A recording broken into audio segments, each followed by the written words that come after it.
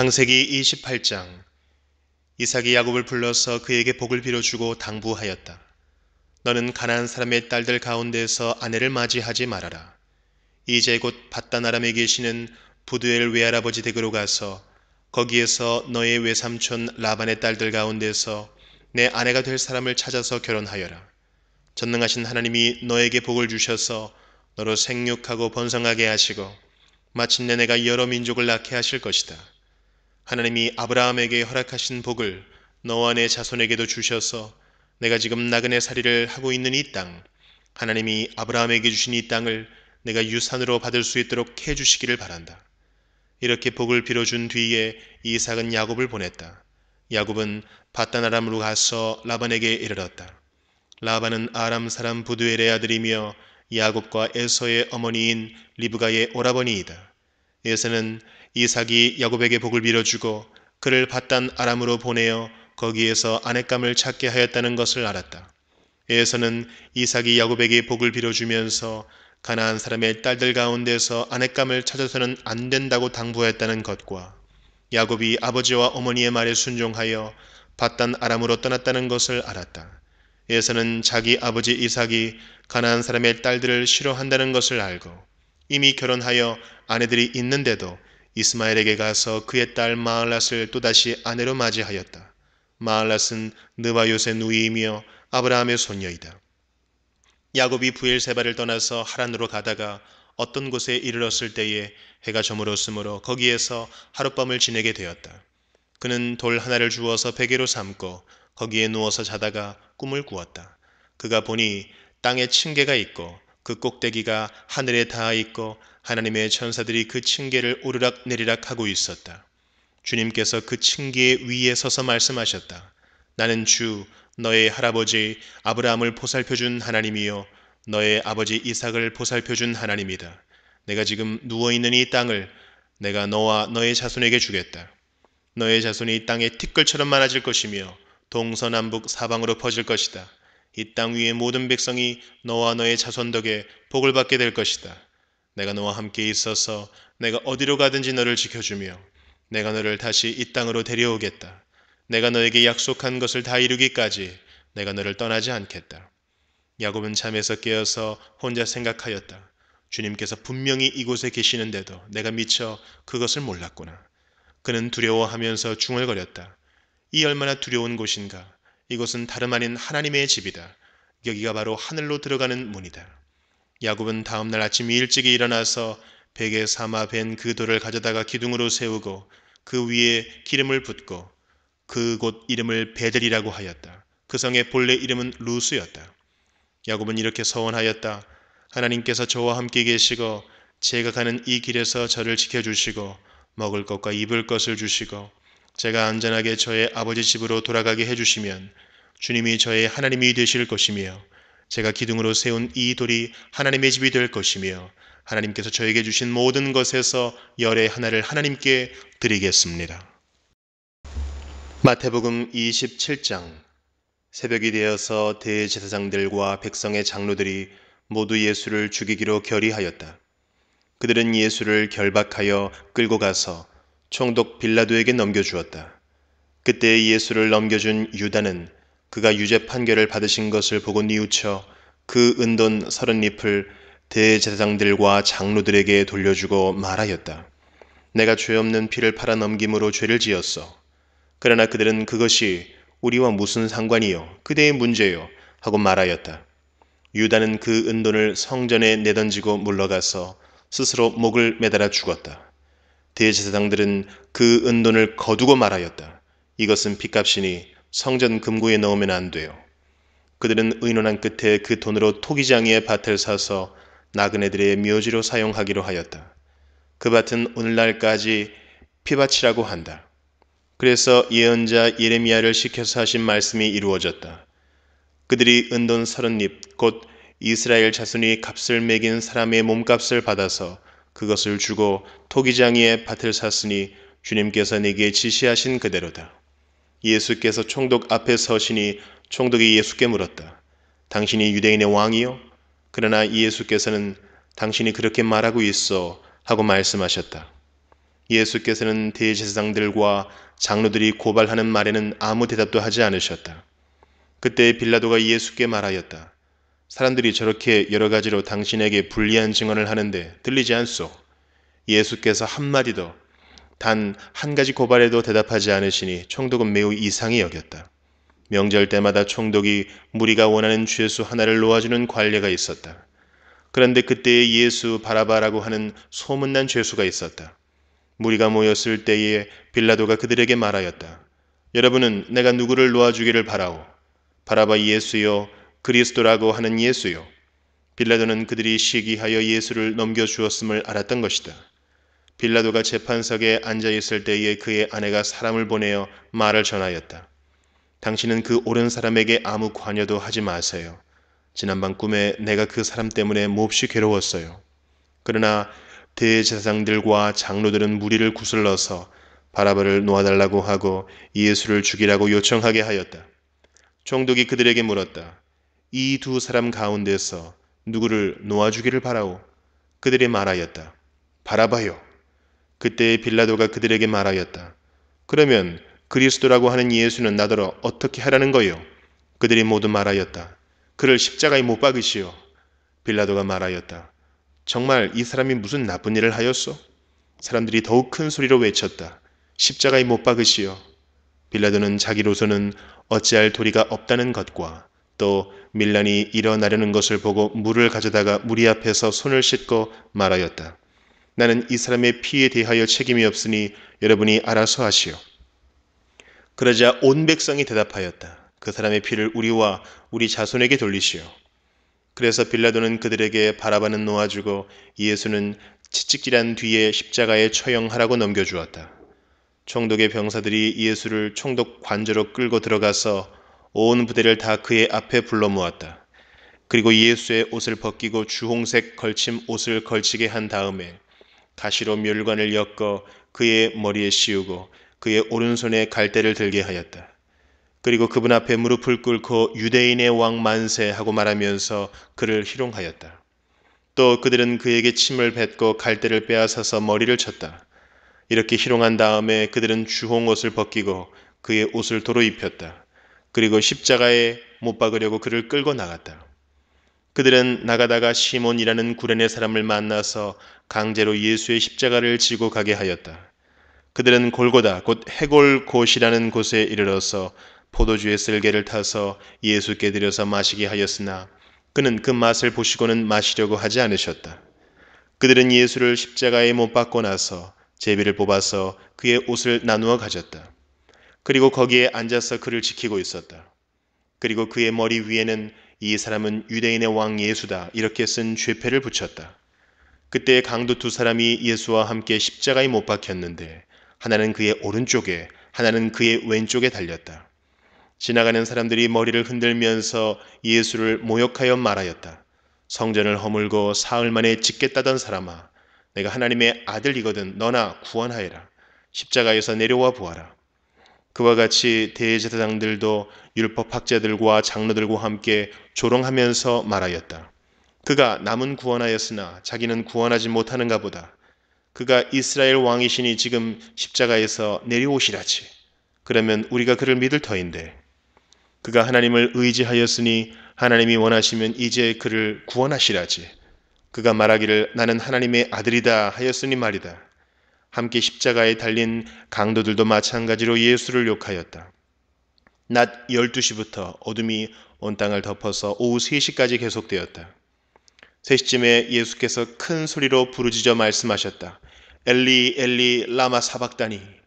그것은 나의 하나님 어찌하여 나를 버리셨습니까? 라는 뜻이다. 거기에 서 있는 사람들 가운데 몇이 이 말을 듣고서 말하였다. 이 사람이 엘리야를 부르고 있다. 그러자 그들 가운데서 한 사람이 곧 달려가서 해면을 가져다가 신 포도주에 적셔서 갈대에 꿰어 그에게 마시게 하였다. 그러나 다른 사람들은 어디 엘리야가 와서 그를 구하여 주나 두고 보자 하고 말하였다. 예수께서 다시 큰 소리로 외치시고 숨을 거두셨다. 그런데 보아라, 성전 휘장이 위에서 아래까지 두 폭으로 찢어졌다. 그리고 땅이 흔들리고 바위가 갈라지고 무덤이 열리고 잠자던 많은 성도의 몸이 살아났다. 그리고 그들은 예수께서 부활하신 뒤에 무덤에서 나와 거룩한 도성에 들어가서 많은 사람에게 나타났다. 백부장과 그와 함께 예수를 지키는 사람들이 지진과 여러 가지 일어난 일들을 보고 몹시 두려워하여 말하기를 참으로 이분은 하나님의 아들이셨다 하였다. 거기에는 많은 여자들이 멀찍이 지켜보고 있었는데 그들은 예수께 시중을 들면서 갈릴리에서 따라온 사람이었다. 그들 가운데는 막달라 출신 마리아와 야고보와 요셉의 어머니 마리아와 세베대의 아들들의 어머니가 있었다. 날이 저물었을 때에 아리마대 출신으로 요셉이라고 하는 한 부자가 왔다. 그도 역시 예수의 제자이다. 이 사람이 빌라도에게 가서 예수의 시신을 내어달라고 청하니 빌라도가 내어주라고 명령하였다. 그래서 요셉은 예수의 시신을 가져다가 깨끗한 삼배로 싸서 바위를 뚫어서 만든 자기의 새 무덤에 모신 다음에 무덤 어귀에다가 큰 돌을 굴려 넣고 갔다. 거기 무덤 맞은편에는 막달라 마리아와 다른 마리아가 앉아 있었다.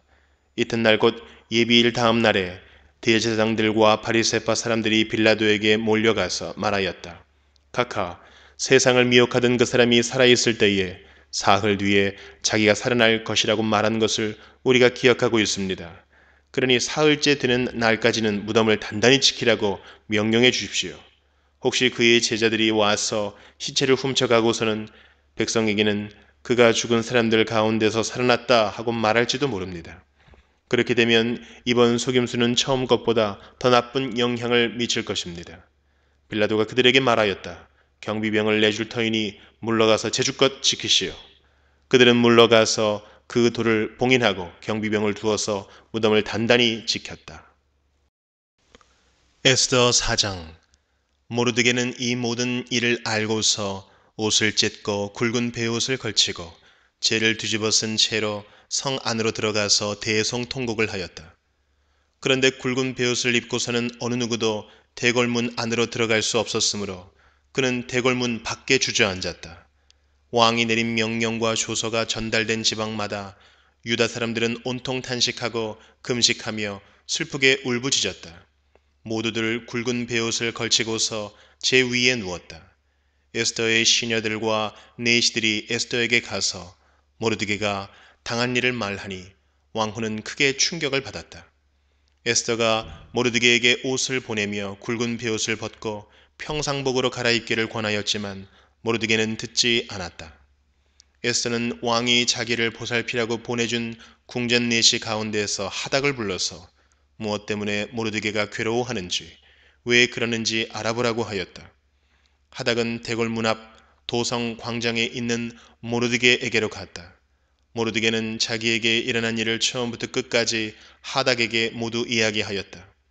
하만이 유다 사람을 모조리 없애려고 왕의 금고 출납을 맡은 관리들에게 주어 입금하겠다고 약속한 돈의 정확한 액수까지 밝혔다. 모르드게는 수산성에 선포된 유다 사람을 전멸시키라는 칙령의 사본을 하닥에게 건네주면서 에스더에게 그것을 보이고 설명하여 드리라고 하였다. 또한 모르드게는 에스더가 직접 어전에 나아가서 왕에게 자비를 구하고 최선을 다하여 자기의 결례를 살려달라고 탄원하도록 하닥을 시켜서 부탁하였다. 하닥은 돌아가서 모르드게에게 들은 이야기를 에스더에게 전하였다. 에스더는 다시 하닥을 보내서 모르드게에게 이렇게 전하라고 하였다. 임금님이 부르시지 않는데 안뜰로 들어가서 왕에게 다가가는 자는 남자든지 여자든지 모두 사형으로 다스리도록 되어 있습니다. 이러한 법은 모든 신하들과 왕이 다스리는 모든 지방 백성들이 다 알고 있습니다. 다만 임금님이 금으로 만든 규를 내밀어서 목숨을 살려주실 수는 있습니다. 그런데 임금님이 나를 부르지 않으신 지가 벌써 30일이나 되었습니다. 하닥 일행이 에스더의 말을 그대로 모르드게에게 전하니 모르드게는 그들을 시켜서 에스더에게 다음과 같이 전하라고 하였다. 왕후께서는 궁궐에 계시다고 하여 모든 유다 사람이 겪는 재난을 피할 수 있다고 생각하십니까? 이런 때에 왕후께서 입을 다물고 계시면 유다 사람들은 다른 곳에서라도 도움을 얻어서 마침내는 구원을 받고 살아날 것이지만 왕후와 왕후의 집안은 멸망할 것입니다. 왕후께서 이처럼 왕후의 자리에 오르신 것이 바로 이런 일 때문인지를 누가 압니까? 에스더는 다시 그들을 시켜서 모르드게에게 이렇게 전하라고 하였다. 어서 수산에 있는 유다 사람들을 한 곳에 모으시고 나를 위하여 금식하게 하십시오. 사흘 동안은 밤낮 먹지도 마시지도 말게 하십시오. 나와 내 시녀들도 그렇게 금식하겠습니다. 그렇게 하고 난 다음에는 법을 어기고서라도 내가 임금님께 나아가겠습니다. 그러다가 죽으면 죽으렵니다. 모르드게는 나가서 에스더가 일러준 대로 하였다. 사도행전 27장. 우리가 배로 이탈리아에 가야 하는 것이 결정되었을 때에 그들은 바울과 몇몇 다른 죄수를 황제 부대의 백부장 율리오라는 사람에게 넘겨주었다. 우리는 아드람무테노 호를 타고 출항하였다. 이 배는 아시아 연안의 여러 곳으로 항해하는 배였다. 데살로니가 출신인 마케도니아 사람 아리스다고도 우리와 함께 하였다. 이튿날 우리는 시돈의 배를 대었다. 율리오는 바울에게 친절을 베풀어 친구들에게로 가서 보살핌을 받는 것을 허락하였다. 우리는 시돈을 떠나 백기를 갈 때에 맞바람 때문에 키프로스 섬을 바람막이로 삼아서 항해하였다. 우리는 길리기아와 밤빌리아 앞바다를 가로질러 항해하여 루기아에 있는 무라에 이르렀다. 거기서 백부장은 이탈리아로 가는 알렉산드리아 배를 만나서 우리를 그 배에 태웠다. 우리는 여러 날 동안 천천히 항해하여 겨우 니도 앞바다에 이르렀다. 그런데 우리는 맞바람 때문에 더 이상 나아갈 수 없어서 크레타 섬을 바람막이로 삼아 살몬의 앞바다를 항해하여 지나갔다. 그리고 우리는 크레타 남쪽 해안을 따라 겨우겨우 항해하여 라세아 성에서 가까운 도시인 아름다운 항구라는 곳에 닿았다. 많은 시일이 흘러서 금식 기간이 이미 지났으므로 벌써 항해하기에 위태로운 때가 되었다. 그래서 바울은 그들에게 이렇게 충고하였다. 여러분, 내가 보기에 지금 항해를 하다가는 재난을 당할 것 같은데 짐과 배의 손실만이 아니라 우리의 생명까지도 이를지 모릅니다. 그러나 백부장은 바울의 말보다는 선장과 선주의 말을 더 믿었다. 그리고 그 항구는 겨울을 나기에 적합하지 못한 곳이므로 거의 모두는 거기에서 출항하여 할 수 있으면 베닉스로 가서 겨울을 나기로 뜻을 정하였다. 베닉스는 크레타 섬의 항구로 서남쪽과 서북쪽을 바라보는 곳이다. 때마침 남풍이 순하게 불어오므로 그들은 뜻을 이룬 것이나 다름없다고 생각하고 닻을 올리고서 크레타 해안에 바싹 붙어서 항해하였다. 그런데 얼마 안 되어서 유라굴로라는 폭풍이 섬 쪽에서 몰아쳤다. 배가 폭풍에 휘말려서 바람을 맞서서 나아갈 수 없으므로 우리는 체념하고 떠밀려가기 시작하였다. 그런데 우리가 가우다라는 작은 섬 아래쪽을 따라 밀려갈 때에 그 섬이 어느 정도 바람막이가 되어 주었으므로 우리는 간신히 거룻배를 휘어잡을 수 있었다. 선원들은 거룻배를 갑판 위에다가 끌어올리고 밧줄을 이용하여 선체를 동여매었다. 그리고 그들은 리비아 근해의 모래톱으로 밀려들까 두려워서 바다에 닻을 내리고 그냥 떠밀려가고 있었다. 우리는 폭풍에 몹시 시달리고 있었는데 다음날 선원들은 짐을 바다에 내던졌고 사흘째 날에는 자기네들 손으로 배의 장비마저 내버렸다. 여러 날 동안 해도 별도 보이지 않고 거센 바람만이 심하게 불었으므로 우리는 살아남으리라는 희망을 점점 잃었다. 사람들은 오랫동안 아무것도 먹지 못하고 있었다. 그때에 바울이 이렇게 말하였다. 여러분은 내 말을 듣고 크레타에서 출항하지 않았어야 했습니다. 그랬으면 이런 재난과 손실은 당하지 않았을 것입니다. 그러나 이제 나는 여러분에게 권합니다. 기운을 내십시오. 이 배만 잃을 뿐 여러분 가운데 한 사람도 목숨을 잃지는 않을 것입니다.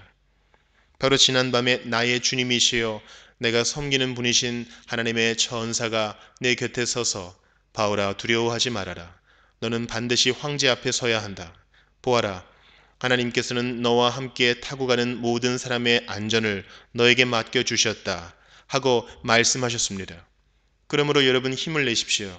나는 하나님께서 나에게 말씀하신 그대로 되리라고 믿습니다. 우리는 반드시 어떤 섬으로 밀려가 닿게 될 것입니다. 10나흘째 밤이 되었을 때에 우리는 아드리아 바다에 떠밀려 다녔다. 한밤중에 선원들은 어떤 육지에 가까이 이르고 있다고 짐작하였다. 그들이 물 깊이를 재어보니 20길이었다. 좀 더 가서 재니 15길이었다. 우리는 혹시 암초에 걸리지나 않을까 염려하여 고물에서 닷 4개를 내리고 나리 3개를 고대하였다. 그런데 선원들이 배를 버리고 달아나려고 이물에서 닻을 내리는 척하면서 바다의 거룻배를 풀어내렸다. 바울은 백부장과 병사들에게 말하였다. 만일 이 사람들이 배에 그대로 남아있지 않으면 당신들은 무사할 수 없습니다. 그러자 병사들이 거룻배에 밧줄을 끊어서 거룻배를 떨어뜨렸다. 날이 새어갈 때에 바울은 모든 사람에게 음식을 먹으라고 권하면서 말하였다. 여러분은 오늘까지 열나흘 동안이나 마음을 졸이며 아무것도 먹지 못하고 굶고 지냈습니다.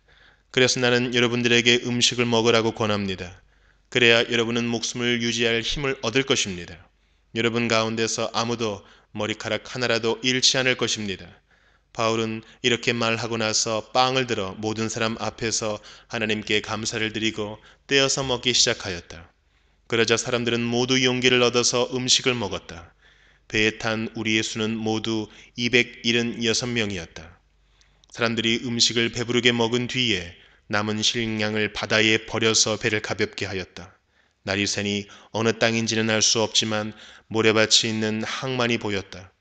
그래서 그들은 어떻게 해서든지 배를 거기로 몰아 해변에 대기로 작정하였다. 닻을 모두 끊어서 바다에 버리고 동시에 키를 묶은 밧줄을 늦추었다. 그리고 앞돛을 올려서 바람을 타고 해안 쪽으로 들어갔다. 그런데 두 물살이 합치는 곳에 끼어들어서 배가 모래톱에 걸렸다. 이 물은 박혀서 움직이지 않고 고물은 심한 물결에 깨졌다. 병사들은 죄수들이 혹시 헤엄쳐 도망할까봐 그들을 죽여버리려고 계획하였다. 그러나 백부장은 바울을 구하려고 병사들의 의도를 막고 헤엄칠 수 있는 사람들은 먼저 뛰어내려서 무트로 올라가라고 명령하였다. 그리고 그 밖의 사람들은 널빤지나 부서진 배의 조각을 타고 무트로 나가라고 명령하였다. 이렇게 해서 모두 무트로 올라와 구원을 받게 되었다.